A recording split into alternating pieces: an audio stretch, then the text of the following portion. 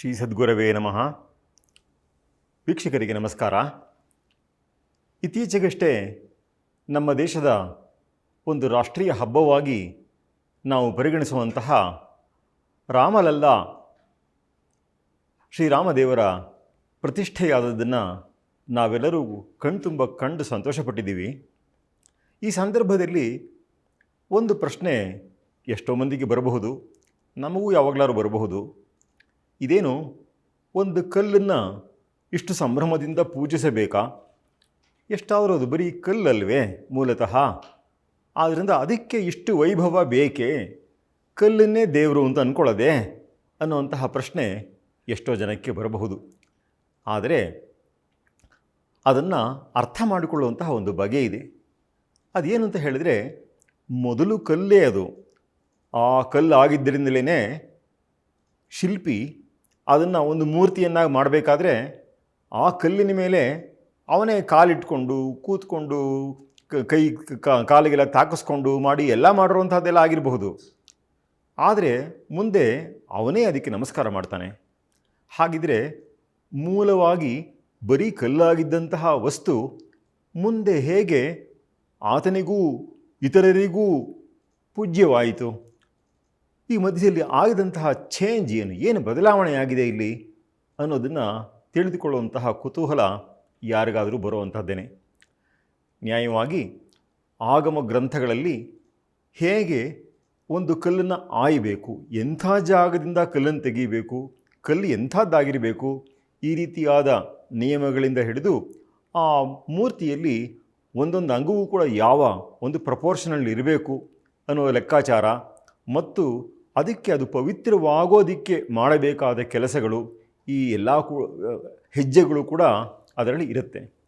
ಆದ್ರೂ ಕೆಲವರಿಗೆ ಇನ್ನೂ ಆ ಭ್ರಮೆ ಹೋಗಲ್ಲ. ಎಷ್ಟೇ ಏನೇ ಮಾಡಿದ್ರೂ ಕಲ್ಲೇ ಅಲ್ವಾ ಅಂತ ಅನಿಸೋವಂತಹ ಸಂಭವ ಇರುತ್ತೆ. ಅದಕ್ಕೆ ಶ್ರೀರಂಗ ಮಹಾಗುರುಗಳು ಒಂದೆರಡು ಬಹಳ ಸುಲಭವಾಗಿ ಅರ್ಥವಾಗುವಂತಹ ಉದಾಹರಣೆಯನ್ನು ಕೊಟ್ಟಿದ್ದರು. ಏನು ಅಂತ ಹೇಳಿದ್ರೆ, ಇವಾಗ ಉದಾಹರಣೆಗೆ ನೋಡಿ, ನಾವು ಯಾರಿಗೋ ಹಣ ಕೊಡಬೇಕಾಗಿರುತ್ತೆ. ಇವಾಗಂತೂ ಎಲ್ಲ ನಮಗೆ ನೆಫ್ಟಿಂದ ಟ್ರಾನ್ಸ್ಫರ್ ಮಾಡೋದು ಈ ಥರದ್ದೆಲ್ಲ ಇದೆ. ಚೆಕ್ಕನ್ನು ಕೊಡುವಂಥದ್ದು ಇನ್ನೂ ಉಳ್ಕೊಂಡಿದೆ. ಆ ಚೆಕ್ಕನ್ನು ಕೊಡ್ತಾ ಇದ್ದಾಗ ಹೇಗಿರುತ್ತೆ ಅನ್ನೋದನ್ನು ಸ್ವಲ್ಪ ಗಮನಿಸ್ಕೊಳ್ಳಿ. ಚೆಕ್ ಅನ್ನೋದು ಏನದು? ಆಫ್ಟರ್ ಆಲ್ ಬರೀ ಒಂದು ಪೇಪರ್ ಅದು. ಆದ್ದರಿಂದ ಚೆಕ್ಕು ಅನ್ನೋದು ಬರೀ ಪೇಪರು ಅಂತ ಯಾರಾದರೂ ಅಂದ್ಕೊಳ್ಳೋಕ್ಕೆ ಸಾಧ್ಯವಾ? ಆದ್ದರಿಂದ ಅದರಲ್ಲಿ ಅದಕ್ಕೊಂದು ವಿಶೇಷವಾದ ಶಕ್ತಿಯನ್ನು ಕೊಡಲಾಗಿದೆ. ನೀವು ಯಾರಿಗೋ ಪೇಪರ್ ಮೇಲೆ ಬರ್ಕೊಡ್ತೀನಿ ಅಂತಂದ್ಬಿಟ್ಟು ಇವರಿಗೆ ಇಷ್ಟು ದುಡ್ಡು ಕೊಡಿ ಅಂತಂದ್ಬಿಟ್ಟು ಕೊಟ್ಟರೆ, ಖಾಲಿ ಪೇಪರ್ ಮೇಲೆ ಅದನ್ನು ಬ್ಯಾಂಕಿಗೆ ಕೊಟ್ಟರೆ ಮಾನ್ಯ ಮಾಡ್ತಾರಾ? ಏನು ರೀ, ಚೆಕ್ಕು ಕೂಡ ಪೇಪರೇ ತಾನೆ ಅಂತ ಅಲ್ಲಿ ಅವ್ರ ಹತ್ರ ಆರ್ಗ್ಯೂ ಮಾಡಿದ್ರೆ ಆ ಮಾತಿಗೆ ಬೆಲೆ ಇರುತ್ತೆಯೇ? ಆದ್ದರಿಂದ ಚೆಕ್ ಅನ್ನುವಂಥದ್ದಕ್ಕೆ ಕಾನೂನುಬದ್ಧವಾಗಿ ಒಂದು ವಿಶೇಷವಾದಂತಹ ಒಂದು ಬೆಲೆ ಅನ್ನೋದಿರುತ್ತೆ. ಆದ್ದರಿಂದ ಸಾಧಾರಣವಾದ ಪೇಪರ್ ಅಲ್ಲ ಅದು. ಅದಕ್ಕೆ ಒಂದು ವ್ಯತ್ಯಾಸ ಇವಾಗ ಬಂದುಬಿಟ್ಟಿದೆ. ಅದಕ್ಕೊಂದು ಗೌರ್ಮೆಂಟಿನ ಒಂದು ಸ್ಟ್ಯಾಂಪ್ ಬಂದಿದೆ, ಇದಕ್ಕೆ ಲೀಗಲ್ಲಾಗಿ ಇದಕ್ಕೊಂದು ಅಪ್ರೂವಲ್ ಇದೆ ಅಂತಂದ್ಬಿಟ್ಟು, ಕಾನೂನು ರೀತಿಯ ಇದಕ್ಕೊಂದು ಮಾನ್ಯತೆ ಇದೆ ಅನ್ನುವಂತಹ ಒಂದು ಲೆಕ್ಕ ಬಂದುಬಿಟ್ಟಿದೆ. ಹಾಗಿರೋದ್ರಿಂದ ಹಿಂದೆ ಮೊದಲು ಬರೀ ಪೇಪರ್ ಅಂತ ಅನ್ನಿಸ್ಕೊಂಡಿದ್ದಂತಹ ವಸ್ತು ಇವಾಗ ಇಷ್ಟು ಬೆಲೆ ಬಾಳುವಂತಹ ವಸ್ತುವಾಗಿದೆ ಅನ್ನುವಂಥದ್ದು ಅದರಲ್ಲಿ ಒಂದು ಲೆಕ್ಕಾಚಾರ ಬಂದ್ಬಿಡುತ್ತೆ. ಹಾಗೆಯೇ ಇನ್ನೂ ಒಂದು ಉದಾಹರಣೆಯನ್ನು ನಮ್ಮ ಗುರುಗಳು ಕೊಡ್ತಾಯಿದ್ರು. ನ್ಯಾಷನಲ್ ಫ್ಲ್ಯಾಗ್ ಅಂತ ಇದೆ. ಏನದು? ಬಟ್ಟೆ ತಾನೇ ಅದನ್ನು, ಬಟ್ಟೆ ಮೇಲೆ ನೀವೇನೋ ಒಂದು ಬಣ್ಣ ಬಳಿದಿದ್ದೀರಾ, ಅಂತೂ ಬಟ್ಟೆನೇ ತಾನೇ ಅಂತ ಯಾರಾದ್ರೂ ಅದನ್ನು ಬಿಸಾಕೋದು, ಅದಕ್ಕೆ ಅವಮಾನ ಮಾಡೋದು, ಅದನ್ನು ಬೆಂಕಿಗೆ ಹಾಕೋದು, ಈ ಥರದ್ದು ಏನಾದರೂ ಕೆಲಸಗಳನ್ನು ಮಾಡಿದ ಪಕ್ಷದಲ್ಲಿ ಅವರಿಗೆ ಲಾ ಪ್ರಕಾರ ಪನಿಷ್ಮೆಂಟೇ ಆಗಿಬಿಡುತ್ತೆ. ಅಂದರೆ ಆ ವಸ್ತುವಿಗೆ, ಕೇವಲ ಬಟ್ಟೆ ಅಂತ ಅನ್ನಿಸ್ಕೊಂಡಂತಹ ಒಂದು ವಸ್ತುವಿಗೆ ಈಗ ಒಂದು ವಿಶೇಷವಾದ ಶಕ್ತಿಯನ್ನು ಕೊಡಲಾಗಿದೆ ಅಂತಂದ್ಬಿಟ್ಟು, ಇದು ಕಾನೂನು ರೀತಿಯ ಆಗಿರುವಂಥದ್ದು. ಹೀಗೆ ಕಾನೂನು ರೀತಿಯ ಒಂದು ವಿಶೇಷವಾದ ಶಕ್ತಿಯನ್ನು ಒಂದು ವಸ್ತುವಿಗೆ ಕೊಡಬಹುದು ಅಂತ ಆದ ಪಕ್ಷದಲ್ಲಿ ಅದೊಂದು ಸಾಮಾಜಿಕ ಒಪ್ಪಂದದ ರೀತಿಯಲ್ಲಿ ಆಗಿರುವಂಥದ್ದು. ಇದಲ್ಲದೇ ವೈಜ್ಞಾನಿಕವಾಗಿ ಕೂಡ ಒಂದು ವಸ್ತುವಿನಲ್ಲಿ ಒಂದು ವಿಶೇಷವಾದ ಶಕ್ತಿ ಅನ್ನೋದು ಉಂಟು ಅನ್ನುವಂಥದ್ದು ವಿಜ್ಞಾನವನ್ನು ಬಲ್ಲಂಥವ್ರಿಗೆ ಎಲ್ಲರಿಗೂ ಗೊತ್ತಾಗುವಂಥದ್ದೇನೆ. ನಾವು ಸ್ಪೃಶ್ಯತೆ ಅಸ್ಪೃಶ್ಯತೆ ಅಂತೆಲ್ಲ ಮಾತಾಡ್ತೀವಿ. ಆದರೆ ಒಂದು ಎಲೆಕ್ಟ್ರಿಕ್ ವೈರು ಇದ್ದ ಪಕ್ಷದಲ್ಲಿ ಅದನ್ನು ನಾವು ಅಂಗಡಿಯಲ್ಲಿ ಕೊಂಡ್ಕೊಂಬಂದಾಗ ನಾವೇ ತೊಗೊಂಬಂದಿರ್ತೀವಿ. ಆದರೆ ಅದರಲ್ಲಿ ವಿದ್ಯುತ್ ಹರಿತಾ ಇರಬೇಕಾದ್ರೆ ಅದರ ಬಗ್ಗೆ ಬಹಳ ಎಚ್ಚರ ಬೇಕು. ಅದನ್ನು ಬರೀ ಒಂದು ವೈರ್ ತಾನೆ ಅಂತಂದ್ಬಿಟ್ಟು ಅದರಲ್ಲಿ ಕರೆಂಟ್ ಹರಿತಾ ಇರೋವಾಗ ನಾವು ಎಲ್ಲೋ ಕಟ್ಟಾಗಿರುತ್ತೆ ಅದು, ಆ ಜಾಗದಲ್ಲಿ ಕರೆಂಟ್ ಹರಿತಾ ಇರೋವಾಗ ನಾವು ಏನಾದ್ರು ಇನ್ಸುಲೇಷನ್ ಹಾಕೋಕ್ಕೆ ಹೋದ್ರೂ ಕೂಡ ಸರಿಯಾಗಿ ಶಾಕ್ ಹೊಡೆಸ್ಕೋಬಹುದು. ಅಂದರೆ ಅದು ಬರೀ ವೈರ್ ಅಂತ ಅಲ್ಲ, ಈಗ ವಿದ್ಯುತ್ ಹರಿತಾ ಇರೋದ್ರಿಂದ ಎಲೆಕ್ಟ್ರಿಕ್ ವೈರ್ ಅನ್ನೋದ್ರ ಬಗ್ಗೆ ಒಂದು ಎಚ್ಚರ ಬೇಕಾಗುತ್ತೆ. ಹೀಗೆ ಆಧ್ಯಾತ್ಮಿಕವಾಗಿಯೂ ಕೂಡ ಒಂದು ಸಾಧಾರಣವಾದ ವಸ್ತುಗೆ ಒಂದು ವಿಶೇಷವಾದ ಶಕ್ತಿ ಬರುವಂಥದ್ದು ಉಂಟು. ಇದಕ್ಕೆ ವೈಜ್ಞಾನಿಕವಾದ ಪರೀಕ್ಷೆಯೂ ಸಾಧ್ಯ. ಆದರೆ ಅಂತಹ ಪರೀಕ್ಷೆಗಳನ್ನು ಮಾಡೋದಕ್ಕೆ ಬೇಕಾದ ವಿಧಾನಗಳನ್ನು ಇನ್ನೂ ವಿಜ್ಞಾನ ಅದನ್ನು ಸಾಧಿಸೋದಕ್ಕೆ ಆಗಿಲ್ಲ ಅನ್ನುವಂತಹ ಪ್ರಶ್ನೆ ಬೇರೆ. ಆದರೆ ಎಂದಿಗೂ ಆಗೋದೇ ಇಲ್ಲ ಅಂತ ಏನಲ್ಲ. ಇರಲಿ ಅಂತೂ ಹೀಗೆ ಸಾಧಾರಣವಾಗಿ ಇದ್ದಂತಹ ವಸ್ತು ಈಗ ಒಂದು ಪೂಜ್ಯವಾದ ವಸ್ತು ಆಯಿತು ಅನ್ನೋದನ್ನು ನಾವು ಗಮನಿಸ್ಕೊಳ್ಬೇಕು. ಇದರ ಮರ್ಮವನ್ನು ಅರಿದೇ ಇರೋಂತಹವರೇ ಮೂರ್ತಿ ಪೂಜೆ ಅನ್ನೋದೇ ತಪ್ಪು ಅನ್ನೋದನ್ನು ತುಂಬ ಆರ್ಗ್ಯೂ ಮಾಡ್ತಾರೆ. ಹಾಗೆಯೇ ವ್ಯಕ್ತಿ ಪೂಜೆ ತಪ್ಪು ಅಂತ ಹೇಳೋದಕ್ಕೂ ಈ ಥರದ ಒಂದು ಕಾರಣವೇ ಅದರ ಹಿಂದೆ ಇರುವಂತಹದ್ದು. ಮೂರ್ತಿ ಪೂಜೆ ಅಂತ ಹೇಳೋದಕ್ಕೆ ಇನ್ನೂ ಒಂದು ಕಾರಣ ಸಾಮಾಜಿಕವಾದ ಒತ್ತಡ.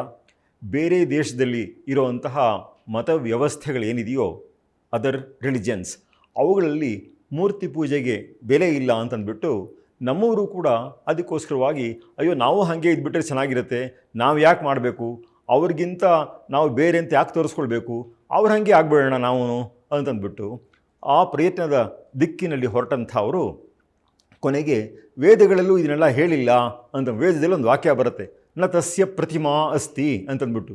ಅದಕ್ಕೋಸ್ಕರವಾಗಿ ಅದಕ್ಕೆ ಭಗವಂತನಿಗೆ ಪ್ರತಿಮೆ ಅನ್ನೋದಿಲ್ಲ.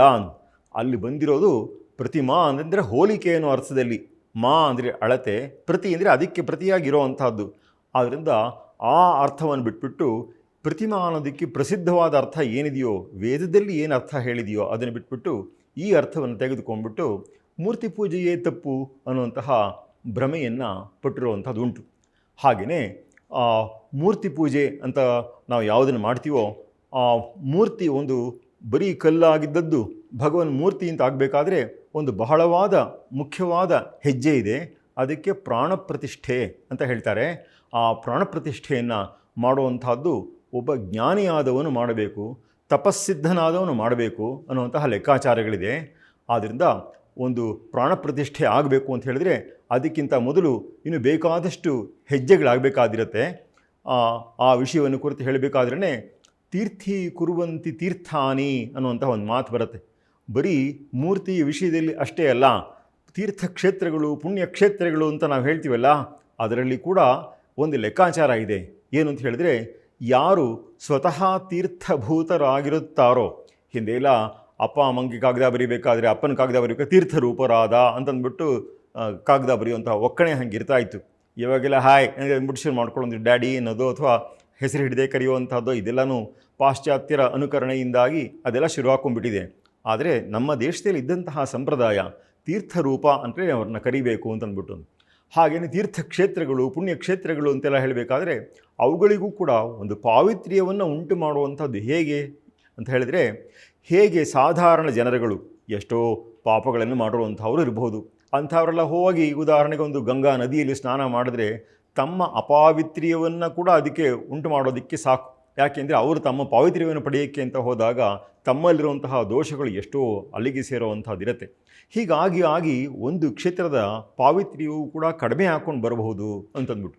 ಹಾಗಿದ್ದಾಗ ತೀರ್ಥಿ ಕುರುವಂತಿ ತೀರ್ಥಾನಿ ಅಂತ ಹೇಳಿದರೆ, ಯಾರು ಉತ್ತಮವಾದ ತಪಸ್ಸನ್ನು ಮಾಡಿ ಜ್ಞಾನಿಗಳಾಗಿರ್ತಾರೋ ಅಂಥವರು ಹೋಗಿ ಅದೇ ಕ್ಷೇತ್ರದಲ್ಲಿ ಅವರು ತಪಸ್ಸನ್ನು ಮಾಡಿದ್ರೆ ಅಥವಾ ಅವರಲ್ಲಿ ಧ್ಯಾನವನ್ನು ಮಾಡಿದ್ರೆ ಸ್ನಾನವನ್ನು ಮಾಡಿದ್ರೆ ಆ ಕ್ಷೇತ್ರ ಇನ್ನೂ ಪವಿತ್ರವಾಗುತ್ತೆ ಅಂತಂದ್ಬಿಟ್ಟು ಅದರ ಶಕ್ತಿ ವೃದ್ಧಿ ಆಗುತ್ತೆ ಅನ್ನುವಂತಹ ಒಂದು ಲೆಕ್ಕಾಚಾರ ಇದೆ. ಇದಲ್ಲದೆ ಒಂದು ಮೂರ್ತಿಯಲ್ಲಿ ಭಗವಂತನ ಸಾನ್ನಿಧ್ಯ ಅನ್ನೋದು ಹೇಗಾಗತ್ತೆ ಅನ್ನೋದಕ್ಕೆ ಒಂದು ಶ್ಲೋಕವನ್ನು ಹೇಳ್ತಾರೆ.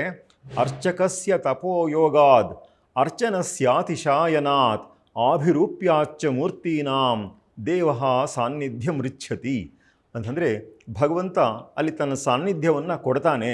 ಯಾವಾಗ ಅಂತ ಹೇಳಿದ್ರೆ ಈ 3 ಕಾರಣಗಳಿರಬೇಕು.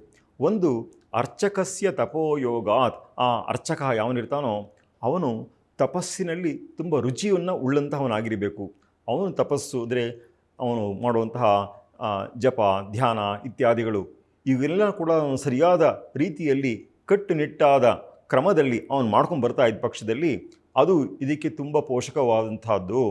ಎರಡನೇದು ಅರ್ಚನಸ್ಯ ಅತಿಶಾಯನಾದ್, ಅವನು ಬಹಳ ಭಕ್ತಿಭಾವದಿಂದ ಅರ್ಚನವನ್ನು ಮಾಡಿದ್ದ ಪಕ್ಷದಲ್ಲಿ ಸಾಮಾನ್ಯವಾಗಿ ಗಮನಿಸ್ಕೊಳ್ಬಹುದು, ನಾವು ಮಾಡುವಂತಹ ಎಷ್ಟೋ ಕೆಲಸಗಳು ದಿವಸ ಮಾಡ್ತಾ ಇರುವಂಥದ್ದು ಬರ್ತಾ ಬರ್ತಾ ಮೆಕ್ಯಾನಿಕಲ್ ಆಗೋಗ್ಬಿಡುತ್ತೆ.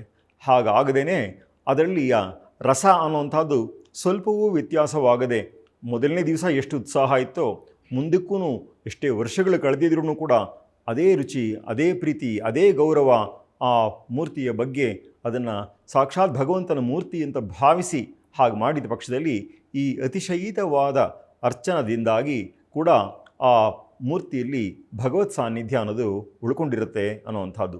ಮೂರನೇದು ಆಭಿರೂಪ್ಯಾಚ ಮೂರ್ತಿನಾಂ, ಅಂದರೆ ಆ ಮೂರ್ತಿಯ ರೂಪ ಎಷ್ಟು ಚೆನ್ನಾಗಿರಬೇಕು ಅಂತ ಹೇಳಿದ್ರೆ ಮೂಲ ವಸ್ತು ಯಾವಿದೆಯೋ, ಯಾವ ದೇವತೆ ಹೇಗಿದೆಯೋ ಅದು ಬಿಂಬಿಸುವಂತೆ ಆಗಿರಬೇಕು ಅಂತ ಹೇಳಿಬಿಟ್ಟು ಸಂಸ್ಕೃತದಲ್ಲಿ ಒಂದು ಮಾತನ್ನು ಹೇಳ್ತಾರೆ. ಏನು ಅಂತ ಹೇಳಿದ್ರೆ, ಅಶ್ಮಾಪಿ ಯಾತಿ ದೇವತ್ವಂ ಮಹದ್ಭಿ ಸುಪ್ರತಿಷ್ಠಿತ, ಮಹಾತ್ಮರು ಪ್ರತಿಷ್ಠೆ ಮಾಡಿದಾದ ಪಕ್ಷದಲ್ಲಿ ಕಲ್ಲು ಕೂಡ ದೇವರಾಗಬಹುದು ಅಂತಂದ್ಬಿಟ್ಟು ಅದಕ್ಕೆ ಒಂದು ಸಾಧಾರಣವಾದ ಲೌಕಿಕವಾದ ಉದಾಹರಣೆಯನ್ನು ಕೊಟ್ಟು ಹೇಳ್ತಾರೆ. ಏನಂತ ಹೇಳಿದ್ರೆ, ಇವಾಗ ನಮ್ಮಲ್ಲಿ ಸ್ತ್ರೀಯರು ಹೂವನ್ನು ಮುಡಿಯುವಂಥದ್ದುಂಟು. ಹಾಗೆ ಮುಡ್ಕೊಳ್ಬೇಕಾದ್ರೆ ಹೂವಿನ ಜೊತೆಗೆ ನಾರೂ ಮುಡಿಗೇರಿತು ಅಂತಂದ್ಬಿಟ್ಟು ಕನ್ನಡದಲ್ಲಿ ಗಾದೆ ಹೇಳ್ತೀವಿ. ಯಾರೂ ನಾರು ಅಥವಾ ಒಂದು ಇದನ್ನು ದಾರವನ್ನು ತೊಗೊಂಡು ತಲೆ ಮೇಲೆ ಇಟ್ಕೊಳ್ಬೇಕು ಅಂತ ಯಾರೂ ಅಂದ್ಕೊಳ್ಳಲ್ಲ. ಆದರೆ ಹೂವಿನ ಅದನ್ನೇ ಒಂದು ಮಾಲೆಯನ್ನಾಗಿ ಮಾಡಿ ಶಿರಸ್ಸಿನಲ್ಲಿ ಧರಿಸುವಾಗ ಅಂತಹ ಒಂದು ನಾರು ಕೂಡ ಮುಡಿಗೇರಿತು ಅಂತಂದ್ಬಿಟ್ಟು. ಸೊ ಈ ಸುಭಾಷಿತದಲ್ಲಿ ಹೇಳಿರೋದು ಎಷ್ಟೋ ಸಂದರ್ಭದಲ್ಲಿ ಒಂದು ಹೂವಿನಲ್ಲಿ ಸಣ್ಣ ಪುಟ್ಟ ಕೀಟಗಳಿರಬಹುದು, ಅದು ಕೂಡ ಹೋಗಿ ತಲೆಯ ಮೇಲೆ ಕೂತ್ಕೊಳ್ಳುವಂಥದ್ದಾಗತ್ತೆ. ಹೀಗಾಗಿ ಅತ್ಯಂತ ಸಾಧಾರಣವಾದ ವಸ್ತುವಿಗೂ ಒಂದು ಉನ್ನತವಾದ ಸ್ಥಾನ ಬರಬಹುದು ಅಂತ. ಹೀಗೆ ಆ ಸುಮನಸ್ಸಂಗ, ಸುಮನಸ್ಸು ಅನ್ನೋದಕ್ಕೆ ಪುಷ್ಪ ಅಂತಲೂ ಅರ್ಥ, ಒಳ್ಳೆಯ ಮನಸ್ಸುಳ್ಳಂಥವರು ಅಂತ ಅರ್ಥ, ದೇವತೆ ಅಂತ ಅರ್ಥ.